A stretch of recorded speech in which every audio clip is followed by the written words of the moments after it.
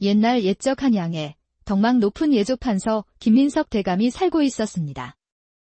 그의 이름을 모르는 이가 없을 정도였지만 그런 그에게도 깊은 고민이 하나 있었으니 바로 25된 외동딸 미양이었습니다. 미양은 한양 제1의 미모를 가졌지만 혼기가 지나도록 시집을 가지 못해 노처녀 소리를 듣고 있었습니다. 아이고, 이걸 어찌해야 좋겠는가? 김판서는 매일같이 깊은 한숨을 내쉬었습니다. 미양은 얼굴도 고왔고 성품도 단아했지만 신랑감에 대한 까다로운 조건 탓에 들어오는 혼담마다 무산되곤 했습니다. 어머니, 또 혼담이 들어온 것이에요? 저는 제 조건이 있다니까요. 또 그 소리냐? 부인은 지끈거리는 머리를 부여잡았습니다. 키는 6척이 넘어야 하고 힘이 장사여야 하며 얼굴이 잘생겨야 하고 학문이 깊어야 하며 명문가 출신이어야 해요. 이 5가지는 꼭 갖춰야 합니다.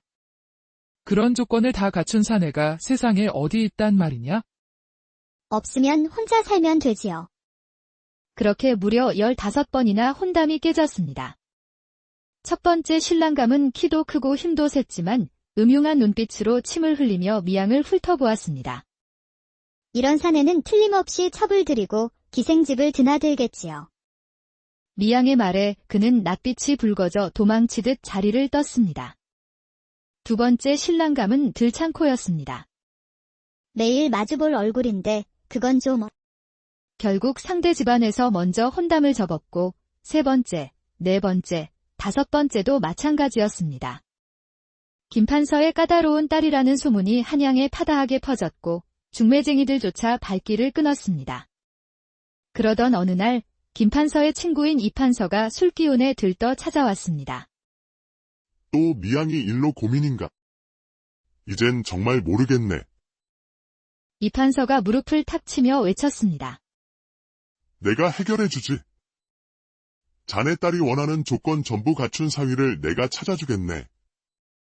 원래 허풍이 심한 성격의 술기운까지 더해져 그의 말은 더욱 커졌습니다. 키 6척, 힘센 장사, 잘생긴 얼굴, 깊은 학문, 명문가. 그까짓 거 문제없지.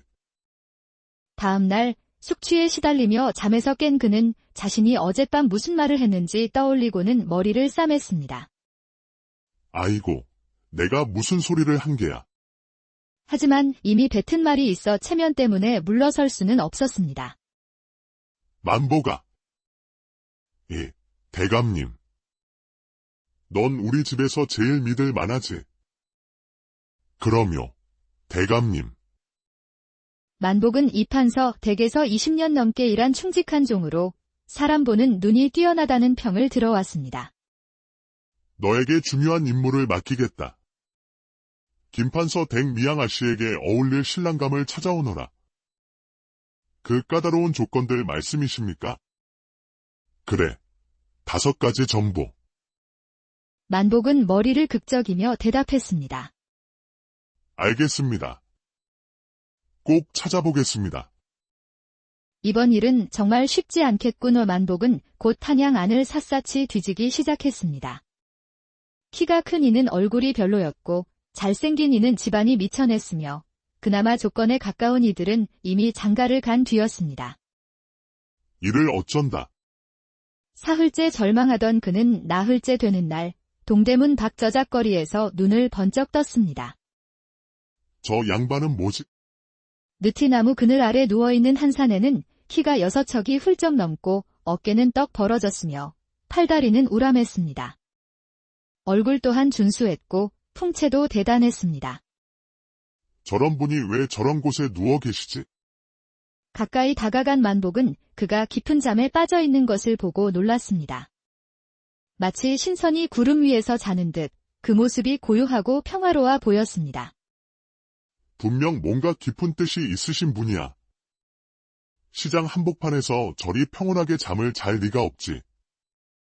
그때 길 건너편으로 향기를 풍기며 아름다운 기생셋이 지나갔습니다. 웬만한 사내라면 넋을 잃을 만큼 고운 자태였지만 누워있던 사내는 잠깐 눈을 떠 힐끔 보더니 이내 다시 누워 잠이 들었습니다. 오라, 여색에도 흔들리지 않으시다니. 만복은 더욱 확신을 갖고 사내가 깨어날 때까지 곁에서 기다렸습니다. 두 시즌이 흐른 그대야 사내는 큰 하품을 하며 벌떡 일어났습니다. 으아, 또 잤구나. 기회를 놓치지 않고 만복이 다가가 말을 걸었습니다. 실례합니다. 나으리. 자네는 누구인가? 소인은 이판서 대개종, 만복이라 합니다. 성함을 여주어도 되겠습니까? 나는 덕우라 하네. 호, 어느 댁 도련님이신지. 도련님까진 아니고. 지금은 특별히 하는 일 없이 지내고 있네? 그럼 평소에 어떤 일을 하시는지요? 주로 잠을 자지. 가끔 신기한 꿈도 꾸고. 꿈이요. 방금 전에는 용왕님을 만나는 중이었네? 안타깝게도 깨어버렸지만. 용왕님이라니. 이분, 보통 인물이 아니시구나. 혹 글도 읽으시나요? 서당에서 천자문이랑 논어 정도는 배웠지. 논어까지. 집안은 어떠신지. 할아버지는 작은 고을에 사또셨고, 아버지는 별감이셨지. 지금은 두 분 다 돌아가셔서 나 혼자네. 별감 집안이라. 호, 장가는 드셨는지. 아직. 누가 나 같은 사람을 원하겠나. 그 겸손한 말에 만복은 감격했습니다. 나으리. 아주 좋은 생각이 있습니다. 좋은 생각이라니. 김판서 대개 미양 아씨가 있는데 나으리와 천생연분일 듯합니다. 예조판서 댁 말인가. 그렇습니다. 한번 만나보시겠습니까? 덕우는 잠시 망설이다 고개를 끄덕였습니다. 괜찮을 것 같네만 이런 모습이라 좀 민망하군. 아닙니다. 풍채만으로도 충분합니다. 김판서님도 분명 흡족해 하실 겁니다. 만복은 곧장 이판서에게 달려가 보고했습니다. 대감마님. 찾았습니다. 완벽한 신랑감을 찾았습니다. 정말이냐? 그럼 당장 김판서에게 연통을 넣어라. 이판서와 김판서는 서둘러 덕우를 만났고 첫눈에 그를 마음에 들어 했습니다. 키도 크고 체격도 좋군. 말씨도 점잖고 얼굴도 준수하오. 호, 학문은 어느 정도요? 논어를 좀 읽었습니다. 훌륭하오. 두 판서는 흡족해하며 바로 혼담을 성사시켰고 덕우도 순순히 승낙했습니다. 그럼 다음 달 길일에 혼례를 올립시다. 그러나 모든 일이 급하게 진행된 탓에 미양은 신랑 얼굴조차 못 본 채 키 크고 잘생긴 별감 집안 도련님이라는 말만 들었습니다. 드디어 혼례 당일 김판서 댁은 새벽부터 부산했습니다. 하인들은 분주히 뛰고 부엌에서는 음식 짓는 연기가 모락모락 피어올랐습니다. 미양은 거울 앞 연지를 바르며 만족스러운 미소를 지었습니다. 드디어 내 조건에 꼭 맞는 신랑을 만나는구나. 한편 신랑 덕우는 신랑 옷을 입은 채 꾸벅꾸벅 졸고 있었습니다. 도련님, 오늘 혼례 날입니다. 정신 차리셔야 합니다. 조금만 더. 하인들이 겨우겨우 깨워 혼례식은 무사히 치러졌고 그 시간만큼은 덕우도 정신을 차렸습니다. 멀리서 신랑의 모습을 본 미양은 흐뭇했습니다. 어머, 정말 키도 크고 풍채도 멋지시네. 혼례식이 끝나고 드디어 신혼 첫날 밤이 찾아왔습니다.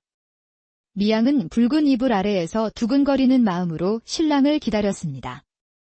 그러나 방에 들어온 덕우는 이불을 들추기는커녕 옷도 벗지 않고 방바닥에 그대로 누웠습니다. 피곤하다.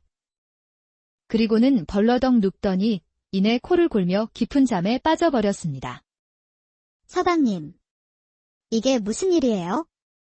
미양은 당황해서 덕우를 흔들었습니다. 서방님, 지금이 어떤 때인데 잠을 자요? 오늘은 우리의 첫날 밤이라고요. 꿈에서 멋진 한옥 도면을 그리는 중이었는데 지금 그게 중요한 게 아니잖아요. 덕우는 다시 꾸벅 졸았고 미양이 또다시 흔들자 잠결에 이렇게 말했습니다. 용왕님이 진주 동굴 위치를 알려주고 있었는데요. 그만하세요. 죄송해요. 하루에 12시간은 자야 정신이 맑아서요. 그날 밤 미양은 홀로 밤을 지새웠고 덕우는 방 한구석에서 코를 골며 골아떨어졌습니다. 이런 분이랑 앞으로 어떻게 살아야 하나. 미양은 깊은 한숨을 내쉬었습니다. 다음 날 아침 김판서의 부인이 딸의 방을 찾았습니다.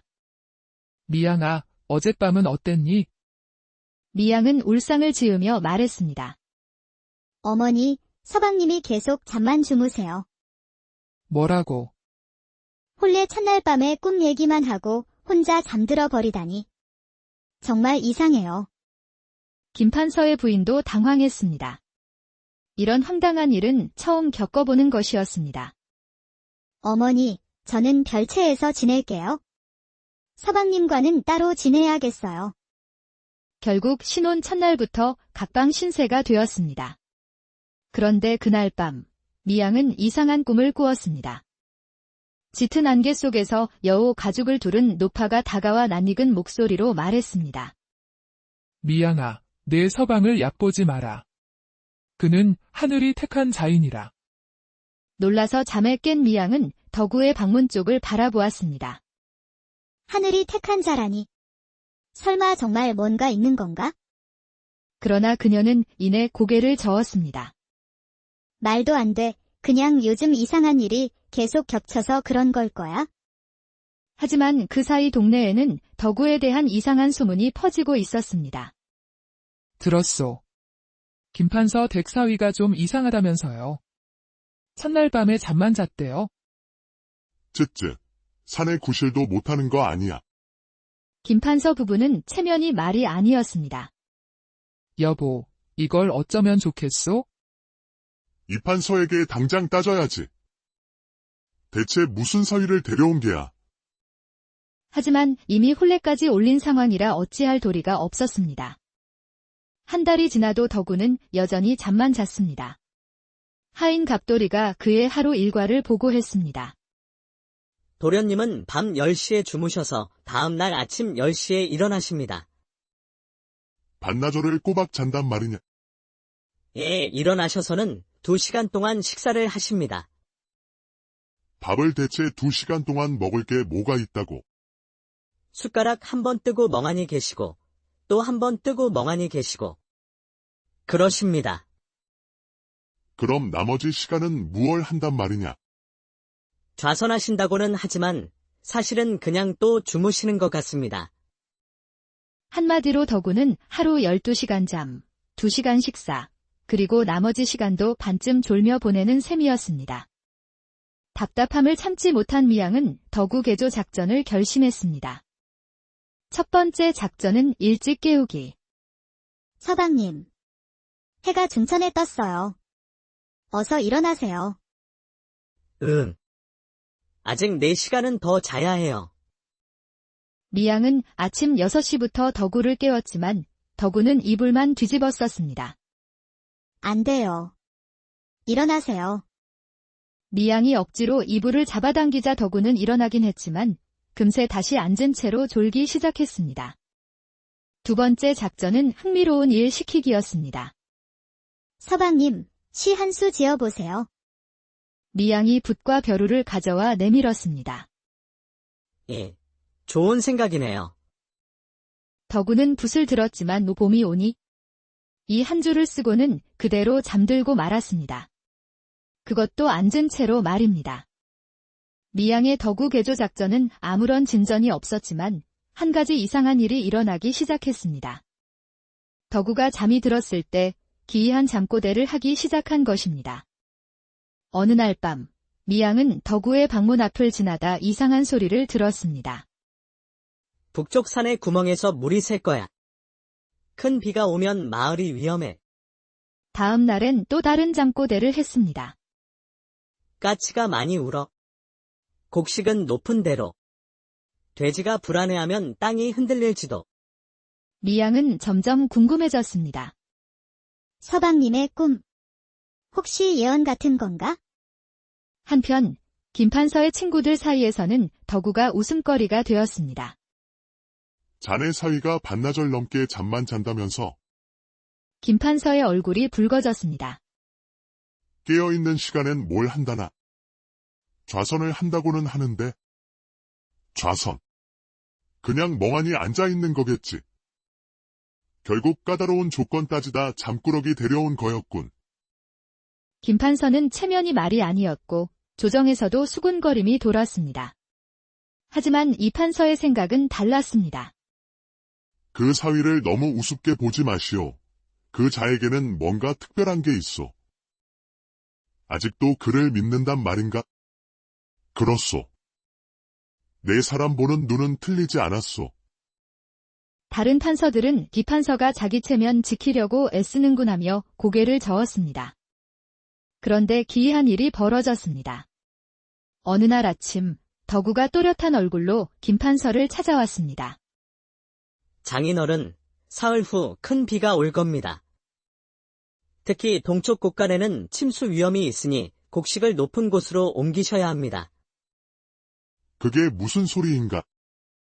꿈에서 용왕님이 알려주셨습니다. 하늘이 갈라져 물이 쏟아질 거라 하셨습니다. 김판서는 한숨을 쉬었습니다. 역시 또 꿈 이야기로군. 이 말은 곧장 미양과 부인에게도 전해졌습니다. 여보, 사위가 또 이상한 소리를 해요. 용왕님 꿈이라니 이젠 이야기를 지어내는 것 같아요. 맑고 청명한 하늘을 보며 아무도 덕우의 말을 믿지 않았습니다. 하지만 김판서는 사위에게 뭔가 특별한 것이 있다던 이 판서의 말이 마음에 걸렸습니다. 혹시 모르니 절반만이라도 곡식을 높은 곳으로 옮겨두게. 그 잠꾸러기 도련님 말씀을 믿으시는 겁니까? 아니, 그냥 혹시 몰라서 그런 것이네. 하인들은 고개를 갸웃했지만 명에 따라 곡식 절반을 높은 곳으로 옮겼습니다. 첫째 날이 지나도 하늘은 여전히 맑았고 둘째 날도 구름 한 점 없이 쾌청했습니다. 보세요, 아버님. 제가 뭘 했어요? 역시 그냥 꿈일 뿐이었군. 그러나 셋째 날 저녁 갑자기 시커먼 구름이 몰려오기 시작했습니다. 어락! 하인 갑돌이가 하늘을 올려다봤습니다. 어둑해진 하늘에서 번개가 번쩍였고 저녁 무렵에는 마침내 하늘이 뚫린 듯한 폭우가 쏟아졌습니다. 어머나, 이게 무슨 일이에요? 세상에, 정말로 큰 비가 내리는구나. 김판서는 입을 다물지 못했습니다. 다음 날 아침, 마을 동쪽이 완전히 물에 잠긴 것을 보고 모두가 경악했습니다. 낮은 지대의 집들과 곳간은 전부 침수되었습니다. 김판서 댁은 다행히 곡식 절반을 옮겨놨기에 큰 피해는 면했지만 대비하지 않은 다른 집들은 곡식을 몽땅 잃었습니다. 대감, 어떻게 미리 알고 대비하신 겁니까? 허, 그냥 혹시나 해서 말이지. 미양은 놀라움을 감추지 못했습니다. 서방님 말이야. 딱 맞았어. 그녀는 곧장 덕우를 찾아갔습니다. 서방님. 정말 대단하세요. 그 큰 비를 어떻게 미리 아셨어요? 비요. 무슨 비 말씀이시죠? 사흘 전에 예언하셨잖아요. 덕우는 고개를 갸웃했습니다. 기억이 잘 안 나는데요. 꿈에서 들은 것 같기도 하고. 그렇게 정확히 맞추셨으면서도 기억이 없다고요? 요즘 꿈을 너무 많이 꿔서 뭐가 뭔지 잘. 미양은 어이가 없었지만 이후 집안 분위기는 완전히 달라졌습니다. 하인들이 덕우를 대하는 태도가 바뀐 것입니다. 그저 잠만 주무시는 줄 알았더니 도련님이 예사분이 아니셨어. 그리고 덕우의 놀라운 예언은 계속되었습니다. 한 달 후 어느 밤, 덕우가 또 잠꼬대를 했습니다. 서쪽 우물이 마를 거야. 그것을 들은 하인 갑돌이가 다음날 김판서에게 전했습니다. 대감마님, 도련님께서 우물 얘기를 하셨습니다. 김판서는 잠시 고민하다가 즉시 북쪽의 새 우물을 파괴했습니다. 멀쩡한 서쪽 우물을 두고 왜 새 우물을 파지? 그런데 일주일 후 정말로 서쪽 우물의 수량이 줄기 시작했고 곧 완전히 말라버렸습니다. 김판서 댁은 미리 준비한 덕분에 불편함이 없었지만 다른 집들은 물을 길러 먼 길을 오가야 했습니다. 이번에도 마쳤어. 대체 어떻게 알고 그런 준비를 하신담? 또 한 달 후 덕우는 잠결에 말했습니다. 돼지가 아플 거야. 다 죽을 거야. 빨리 팔아야 해. 이번에는 미양이 직접 김판서에게 달려갔습니다. 아버지. 서방님께서 이번엔 돼지를 다 팔라고 하셨어요. 지금 있는 돼지들이 다 멀쩡한데 말인가? 하지만 지난번 예언들도 전부 맞았잖아요. 고민 끝에 김판서는 키우던 돼지 20마리를 전부 팔았습니다. 마침 시세가 좋아 큰 이익을 보았습니다. 김판서 대감, 왜 갑자기 돼지를 다 파신 걸? 글쎄, 예감이 좀 좋지 않아서. 그리고 정확히 일주일 후 끔찍한 돼지 전염병이 돌아 마을의 돼지들이 줄줄이 죽어나갔습니다. 김판서 댁만 아무런 피해를 입지 않았습니다. 대체 어떻게 아신 거지?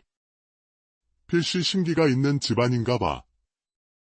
이제 김판서를 보는 동네 사람들의 시선이 달라졌습니다. 아니, 정확히 말하면 잠꾸러기 새신랑 덕우를 보는 눈이 달라졌습니다. 김판서 댁 사위분이 정말 대단한 분이시래. 잠만 자는 줄 알았더니 알고 보니 미래를 내다보시는구나.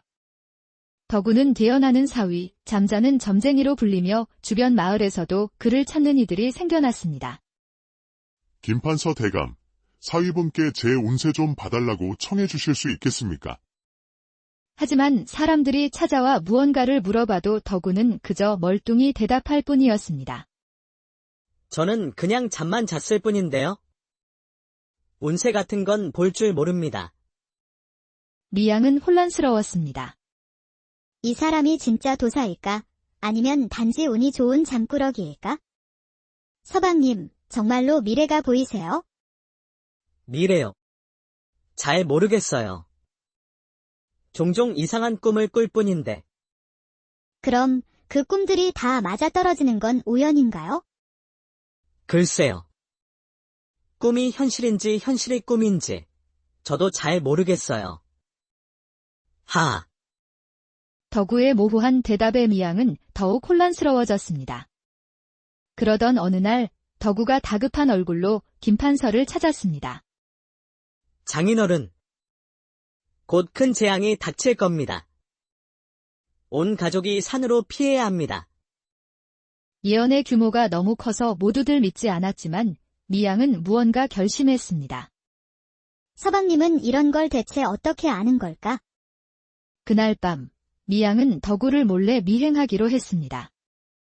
평소처럼 자던 덕우가 조용히 일어나 옷을 챙겨 입고는 뒷산으로 향했습니다.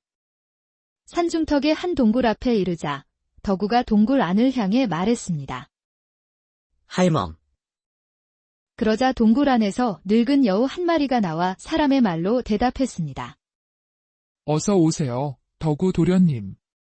무슨 일로 오셨나요? 뭐야? 여우가 말을 해. 미양은 충격의 말을 잃었습니다. 사실 덕우와 이 신비한 여우의 인연은 혼례 전부터 시작되었습니다. 혼례를 앞둔 어느 겨울, 고민에 잠겨 산길을 걷던 덕우는 눈 속에서 죽어가던 늙은 여우 한 마리를 발견했었습니다. 여우는 다리가 부러지고 피를 흘리며 숨이 끊어지기 직전이었습니다. 어쩌다 이리 다친 게냐. 덕우는 추위에 떨며 죽어가는 여우를 지나칠 수 없었습니다. 그는 자신의 외투를 벗어 여우를 감싸 안고 집으로 데려왔습니다.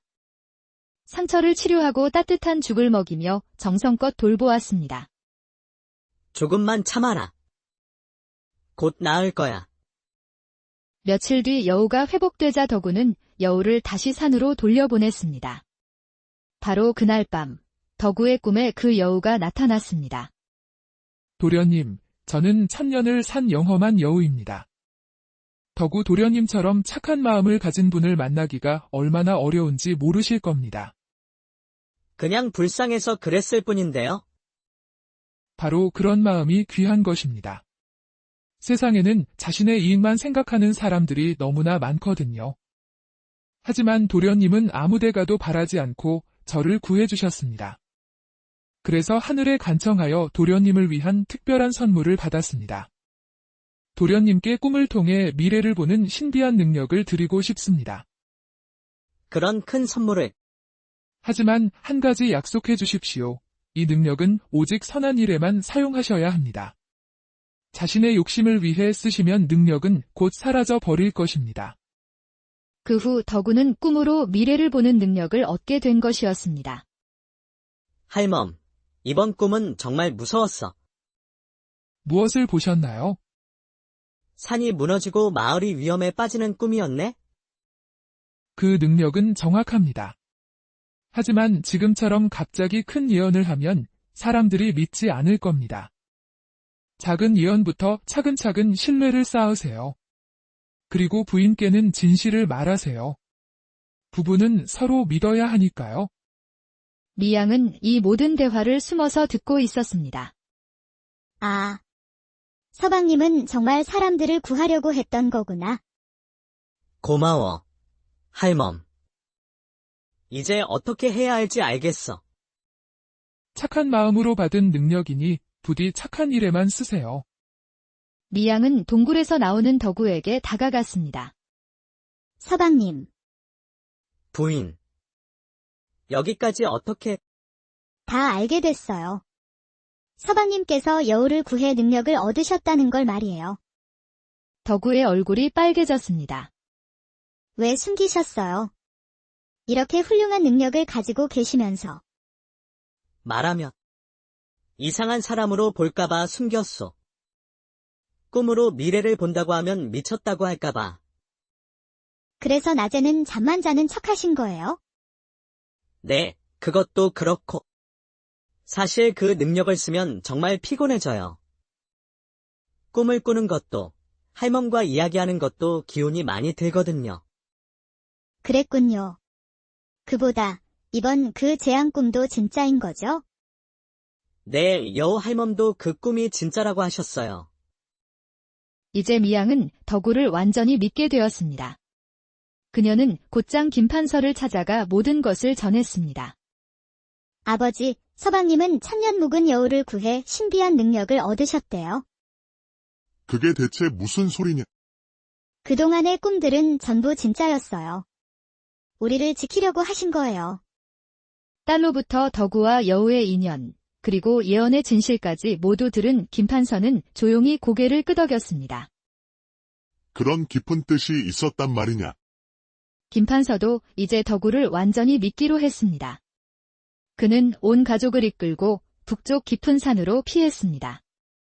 뿐만 아니라 가까운 이웃들도 설득하여 함께 대피하도록 만들었습니다.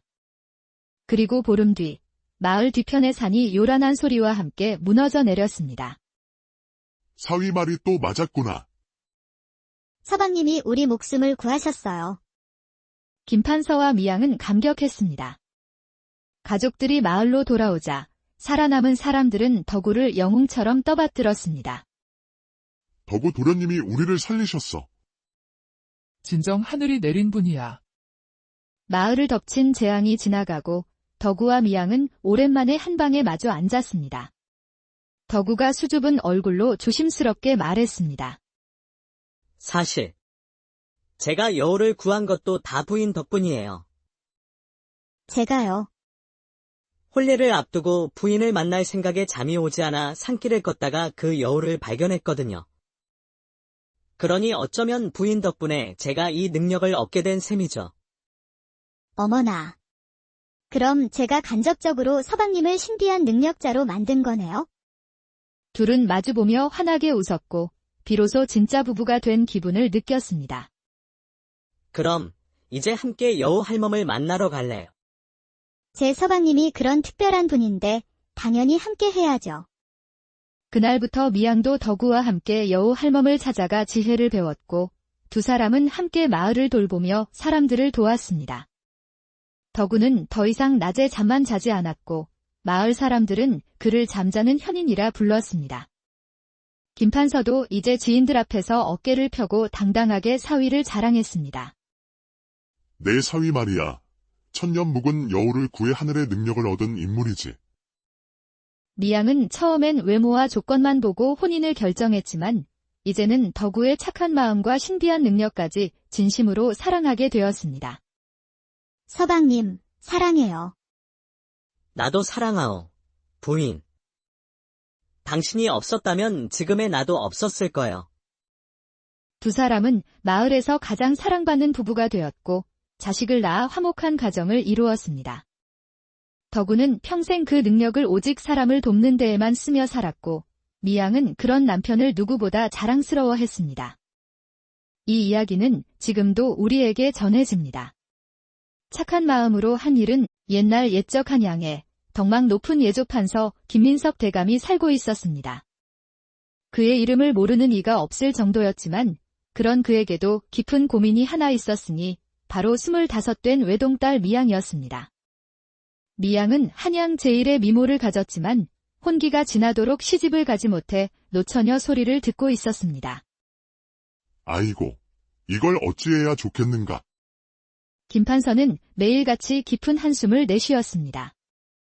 미양은 얼굴도 고왔고 성품도 단아했지만 신랑감에 대한 까다로운 조건 탓에 들어오는 혼담마다 무산되곤 했습니다. 어머니, 또 혼담이 들어온 것이에요? 저는 제 조건이 있다니까요. 또 그 소리냐? 부인은 지끈거리는 머리를 부여잡았습니다. 키는 6척이 넘어야 하고 힘이 장사여야 하며 얼굴이 잘생겨야 하고 학문이 깊어야 하며 명문가 출신이어야 해요. 이 5가지는 꼭 갖춰야 합니다. 그런 조건을 다 갖춘 사내가 세상에 어디 있단 말이냐? 없으면 혼자 살면 되지요. 그렇게 무려 15번이나 혼담이 깨졌습니다. 첫 번째 신랑감은 키도 크고 힘도 셌지만 음흉한 눈빛으로 침을 흘리며 미양을 훑어보았습니다. 이런 사내는 틀림없이 첩을 들이고 기생집을 드나들겠지요. 미양의 말에 그는 낯빛이 붉어져 도망치듯 자리를 떴습니다. 두 번째 신랑감은 들창코였습니다. 매일 마주볼 얼굴인데 그건 좀... 결국 상대 집안에서 먼저 혼담을 접었고 3번째, 4번째, 5번째도 마찬가지였습니다. 김판서의 까다로운 딸이라는 소문이 한양에 파다하게 퍼졌고 중매쟁이들조차 발길을 끊었습니다. 그러던 어느 날 김판서의 친구인 이판서가 술기운에 들떠 찾아왔습니다. 또 미양이 일로 고민인가? 이젠 정말 모르겠네. 이판서가 무릎을 탁 치며 외쳤습니다. 내가 해결해주지. 자네 딸이 원하는 조건 전부 갖춘 사위를 내가 찾아주겠네. 원래 허풍이 심한 성격의 술기운까지 더해져 그의 말은 더욱 커졌습니다. 키 6척, 힘센 장사, 잘생긴 얼굴, 깊은 학문, 명문가. 그까짓 거 문제없지. 다음 날 숙취에 시달리며 잠에서 깬 그는 자신이 어젯밤 무슨 말을 했는지 떠올리고는 머리를 싸맸습니다. 아이고, 내가 무슨 소리를 한 게야. 하지만 이미 뱉은 말이 있어 체면 때문에 물러설 수는 없었습니다. 만보가. 예, 대감님. 넌 우리 집에서 제일 믿을 만하지. 그럼요, 대감님. 만복은 이판서 댁에서 20년 넘게 일한 충직한 종으로 사람 보는 눈이 뛰어나다는 평을 들어왔습니다. 너에게 중요한 임무를 맡기겠다. 김판서 댁 미양 아씨에게 어울릴 신랑감을 찾아오너라. 그 까다로운 조건들 말씀이십니까?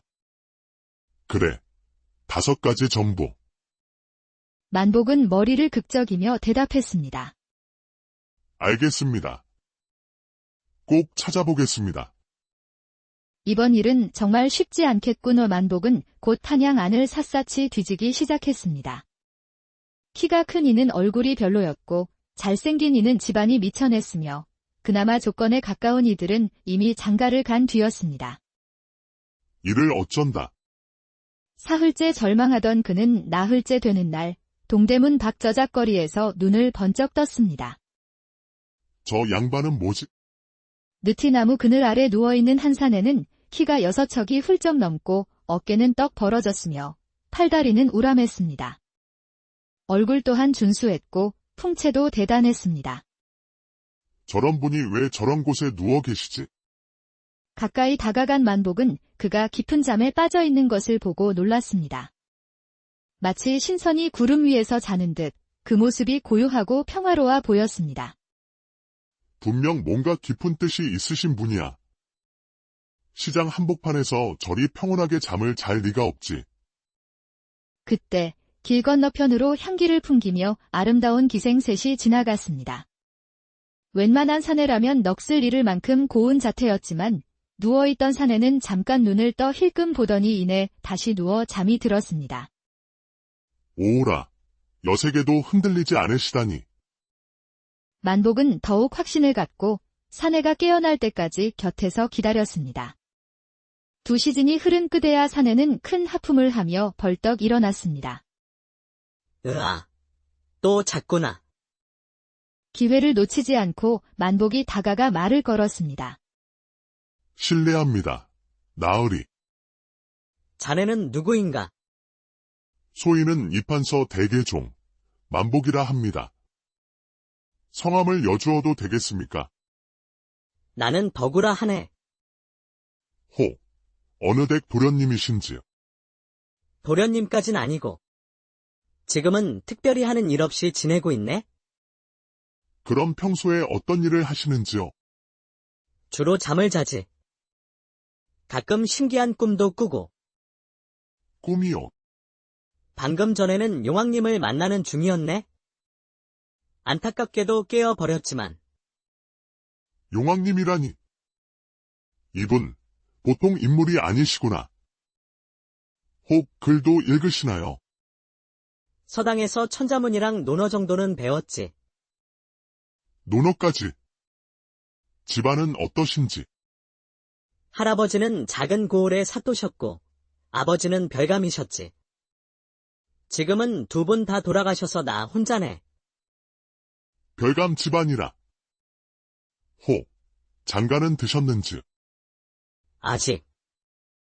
누가 나 같은 사람을 원하겠나.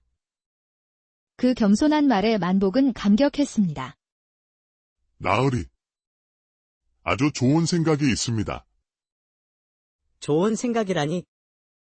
김판서 댁에 미양 아씨가 있는데 나으리와 천생연분일 듯합니다. 예조판서 댁 말인가. 그렇습니다. 한번 만나보시겠습니까? 덕우는 잠시 망설이다 고개를 끄덕였습니다. 괜찮을 것 같네만 이런 모습이라 좀 민망하군. 아닙니다. 풍채만으로도 충분합니다. 김판서님도 분명 흡족해 하실 겁니다.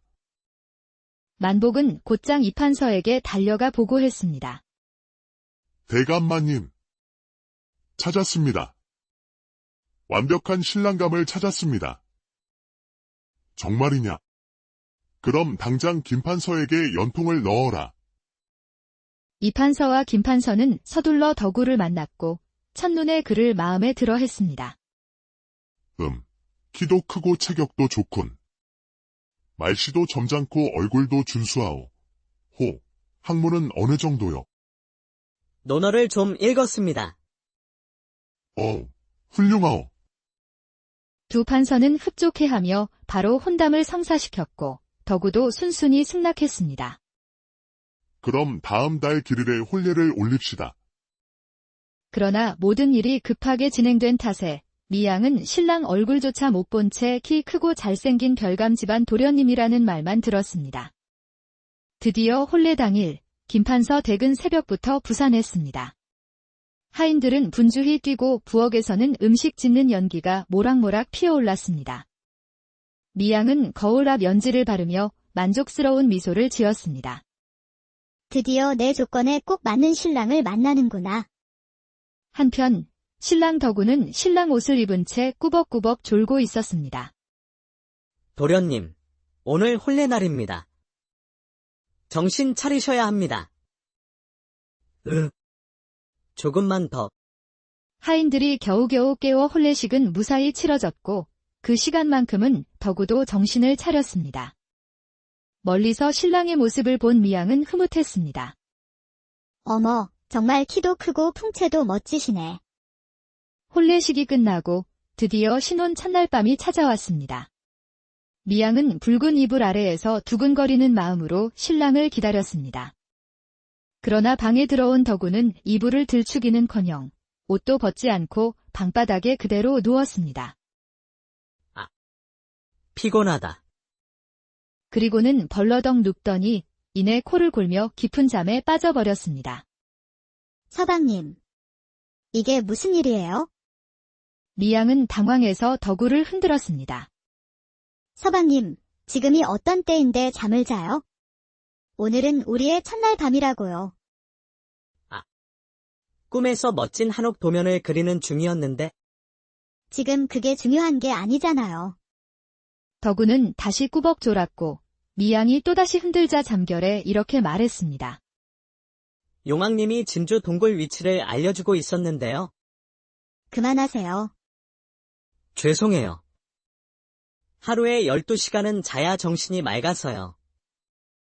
그날 밤 미양은 홀로 밤을 지새웠고 덕우는 방 한구석에서 코를 골며 골아떨어졌습니다. 이런 분이랑 앞으로 어떻게 살아야 하나. 미양은 깊은 한숨을 내쉬었습니다. 다음 날 아침 김판서의 부인이 딸의 방을 찾았습니다. 미양아, 어젯밤은 어땠니? 미양은 울상을 지으며 말했습니다. 어머니, 서방님이 계속 잠만 주무세요. 뭐라고? 혼례 첫날 밤에 꿈 얘기만 하고 혼자 잠들어 버리다니. 정말 이상해요. 김판서의 부인도 당황했습니다. 이런 황당한 일은 처음 겪어보는 것이었습니다. 어머니, 저는 별채에서 지낼게요. 서방님과는 따로 지내야겠어요. 결국 신혼 첫날부터 각방 신세가 되었습니다. 그런데 그날 밤, 미양은 이상한 꿈을 꾸었습니다. 짙은 안개 속에서 여우 가죽을 두른 노파가 다가와 낯익은 목소리로 말했습니다. 미양아, 내 서방을 얕보지 마라. 그는 하늘이 택한 자인이라. 놀라서 잠에 깬 미양은 덕우의 방문 쪽을 바라보았습니다. 하늘이 택한 자라니. 설마 정말 뭔가 있는 건가? 그러나 그녀는 이내 고개를 저었습니다. 말도 안 돼. 그냥 요즘 이상한 일이 계속 겹쳐서 그런 걸 거야? 하지만 그 사이 동네에는 덕우에 대한 이상한 소문이 퍼지고 있었습니다. 들었소. 김판서 댁사위가 좀 이상하다면서요. 첫날 밤에 잠만 잤대요. 쯧쯧. 사내 구실도 못하는 거 아니야. 김판서 부부는 체면이 말이 아니었습니다. 여보, 이걸 어쩌면 좋겠소? 이판서에게 당장 따져야지. 대체 무슨 사위를 데려온 게야. 하지만 이미 혼례까지 올린 상황이라 어찌할 도리가 없었습니다. 한 달이 지나도 덕우는 여전히 잠만 잤습니다. 하인 갑돌이가 그의 하루 일과를 보고했습니다. 도련님은 밤 10시에 주무셔서 다음 날 아침 10시에 일어나십니다. 반나절을 꼬박 잔단 말이냐. 예, 일어나셔서는 2시간 동안 식사를 하십니다. 밥을 대체 2시간 동안 먹을 게 뭐가 있다고. 숟가락 한 번 뜨고 멍하니 계시고 또 한 번 뜨고 멍하니 계시고 그러십니다. 그럼 나머지 시간은 무얼 한단 말이냐. 좌선하신다고는 하지만 사실은 그냥 또 주무시는 것 같습니다. 한마디로 덕우는 하루 12시간 잠, 2시간 식사, 그리고 나머지 시간도 반쯤 졸며 보내는 셈이었습니다. 답답함을 참지 못한 미양은 덕우 개조 작전을 결심했습니다. 첫 번째 작전은 일찍 깨우기. 서방님. 해가 중천에 떴어요. 어서 일어나세요. 아직 4시간은 더 자야 해요. 미양은 아침 6시부터 덕우를 깨웠지만 덕우는 이불만 뒤집어 썼습니다. 안 돼요. 일어나세요. 미양이 억지로 이불을 잡아당기자 덕우는 일어나긴 했지만 금세 다시 앉은 채로 졸기 시작했습니다. 두 번째 작전은 흥미로운 일 시키기였습니다. 서방님, 시 한 수 지어보세요. 미양이 붓과 벼루를 가져와 내밀었습니다. 예, 좋은 생각이네요. 덕우는 붓을 들었지만 봄이 오니 이 한 줄을 쓰고는 그대로 잠들고 말았습니다. 그것도 앉은 채로 말입니다. 미양의 덕우 개조 작전은 아무런 진전이 없었지만 한 가지 이상한 일이 일어나기 시작했습니다. 덕우가 잠이 들었을 때 기이한 잠꼬대를 하기 시작한 것입니다. 어느 날 밤, 미양은 덕우의 방문 앞을 지나다 이상한 소리를 들었습니다. 북쪽 산의 구멍에서 물이 셀 거야. 큰 비가 오면 마을이 위험해. 다음 날엔 또 다른 잠꼬대를 했습니다. 까치가 많이 울어.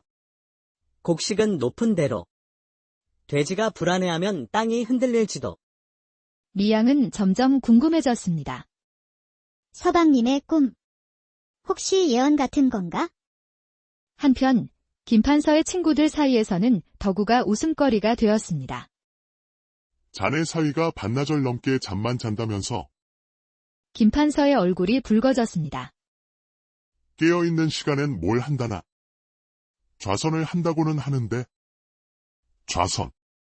그냥 멍하니 앉아있는 거겠지. 결국 까다로운 조건 따지다 잠꾸러기 데려온 거였군. 김판서는 체면이 말이 아니었고 조정에서도 수군거림이 돌았습니다. 하지만 이 판서의 생각은 달랐습니다. 그 사위를 너무 우습게 보지 마시오.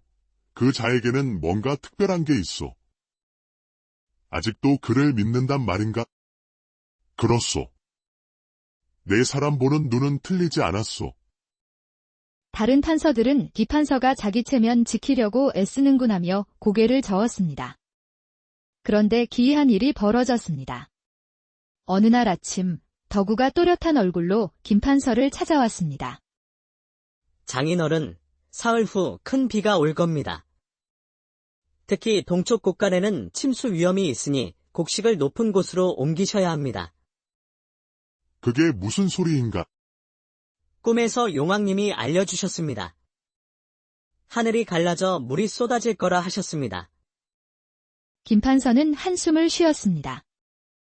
역시 또 꿈 이야기로군. 이 말은 곧장 미양과 부인에게도 전해졌습니다. 여보, 사위가 또 이상한 소리를 해요. 용왕님 꿈이라니, 이젠 이야기를 지어내는 것 같아요.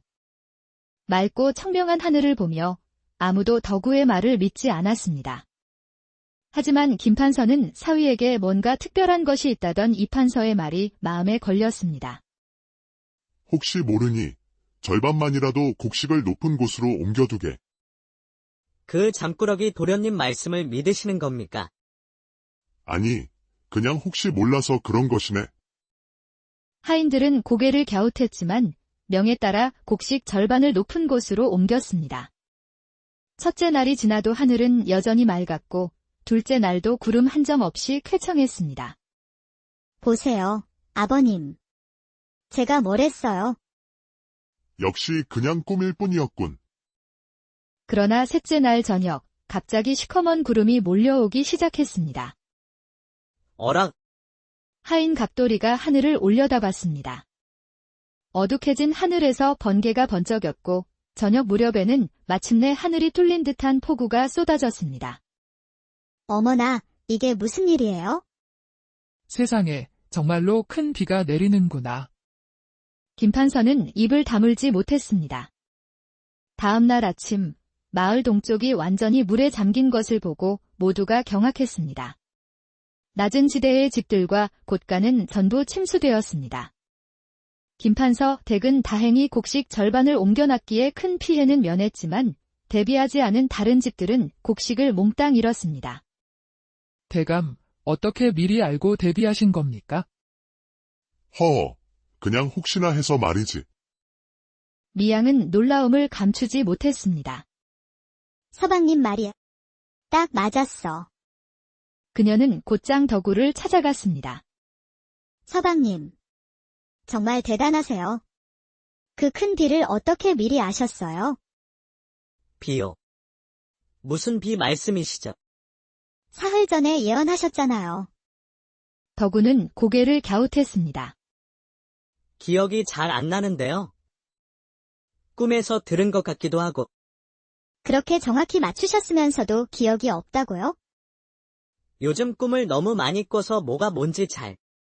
미양은 어이가 없었지만 이후 집안 분위기는 완전히 달라졌습니다. 하인들이 덕우를 대하는 태도가 바뀐 것입니다. 그저 잠만 주무시는 줄 알았더니 도련님이 예사분이 아니셨어. 그리고 덕우의 놀라운 예언은 계속되었습니다. 한 달 후 어느 밤, 덕우가 또 잠꼬대를 했습니다. 서쪽 우물이 마를 거야. 그것을 들은 하인 갑돌이가 다음날 김판서에게 전했습니다. 대감마님, 도련님께서 우물 얘기를 하셨습니다. 김판서는 잠시 고민하다가 즉시 북쪽의 새 우물을 파괴했습니다. 멀쩡한 서쪽 우물을 두고 왜 새 우물을 파지? 그런데 일주일 후 정말로 서쪽 우물의 수량이 줄기 시작했고 곧 완전히 말라버렸습니다. 김판서 댁은 미리 준비한 덕분에 불편함이 없었지만 다른 집들은 물을 길러 먼 길을 오가야 했습니다. 이번에도 마쳤어. 대체 어떻게 알고 그런 준비를 하신담? 또 한 달 후 덕우는 잠결에 말했습니다. 돼지가 아플 거야. 다 죽을 거야. 빨리 팔아야 해. 이번에는 미양이 직접 김판서에게 달려갔습니다. 아버지.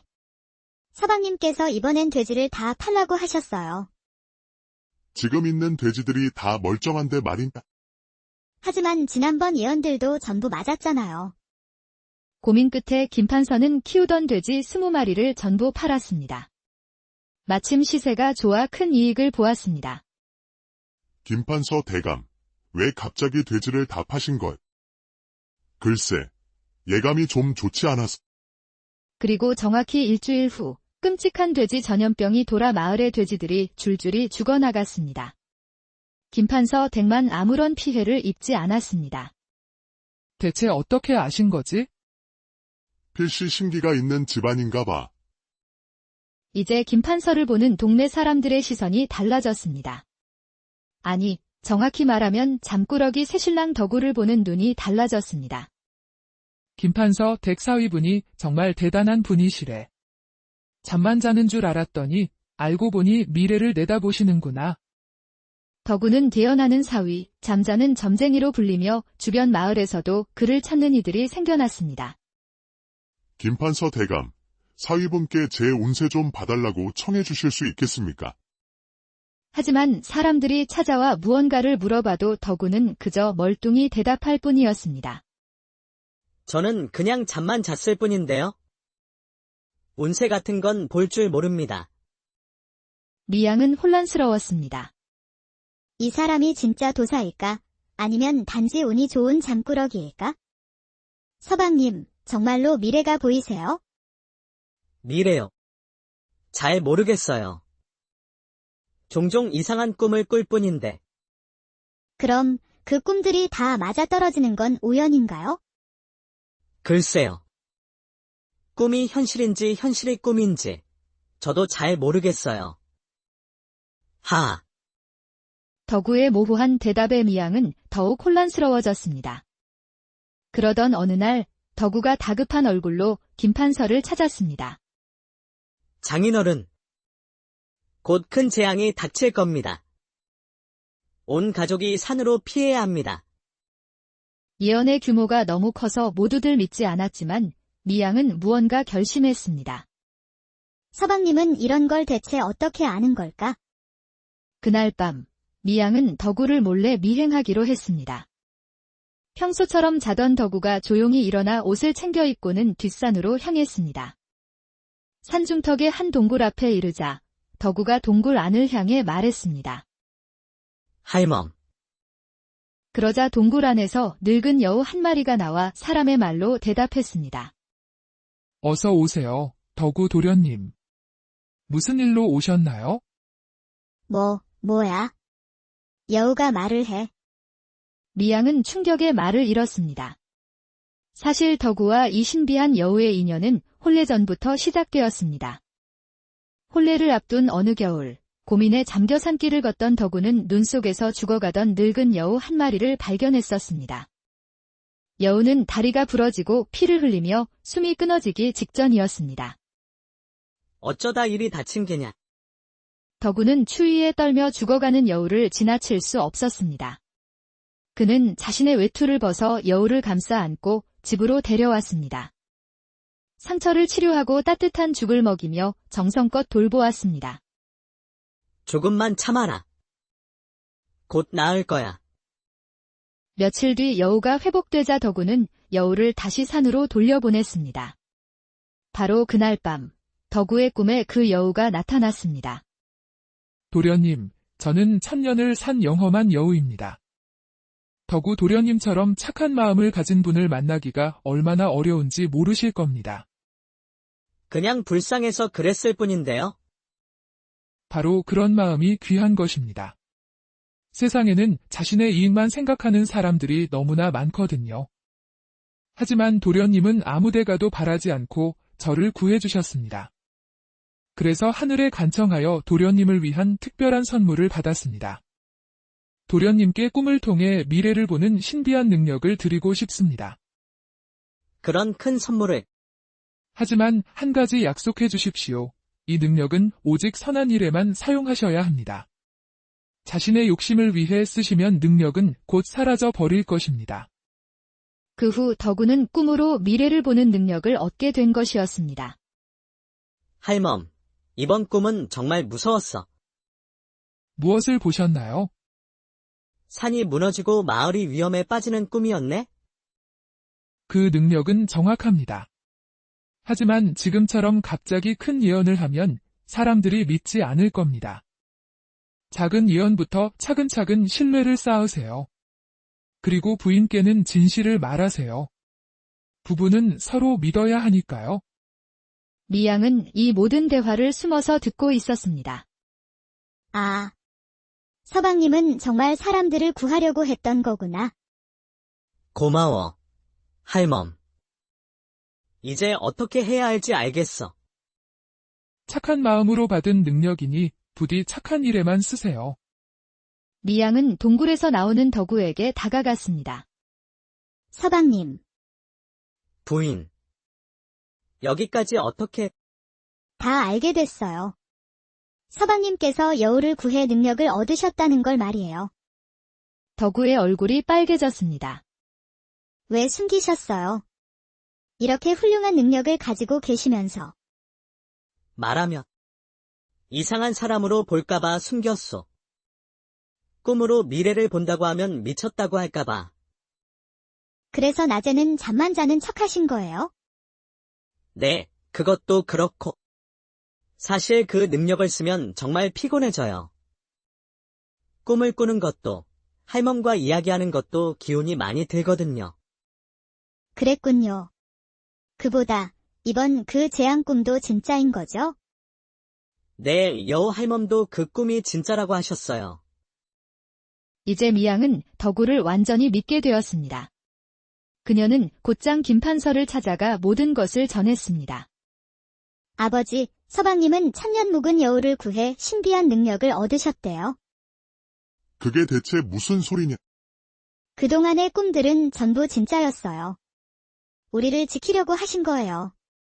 딸로부터 덕우와 여우의 인연, 그리고 예언의 진실까지 모두 들은 김판서는 조용히 고개를 끄덕였습니다. 그런 깊은 뜻이 있었단 말이냐? 김판서도 이제 덕우를 완전히 믿기로 했습니다. 그는 온 가족을 이끌고 북쪽 깊은 산으로 피했습니다. 뿐만 아니라 가까운 이웃들도 설득하여 함께 대피하도록 만들었습니다. 그리고 보름 뒤, 마을 뒤편의 산이 요란한 소리와 함께 무너져 내렸습니다. 사위 말이 또 맞았구나. 서방님이 우리 목숨을 구하셨어요. 김판서와 미양은 감격했습니다. 가족들이 마을로 돌아오자 살아남은 사람들은 덕우를 영웅처럼 떠받들었습니다. 덕우 도련님이 우리를 살리셨어. 진정 하늘이 내린 분이야. 마을을 덮친 재앙이 지나가고 덕우와 미양은 오랜만에 한 방에 마주 앉았습니다. 덕우가 수줍은 얼굴로 조심스럽게 말했습니다. 사실 제가 여우를 구한 것도 다 부인 덕분이에요.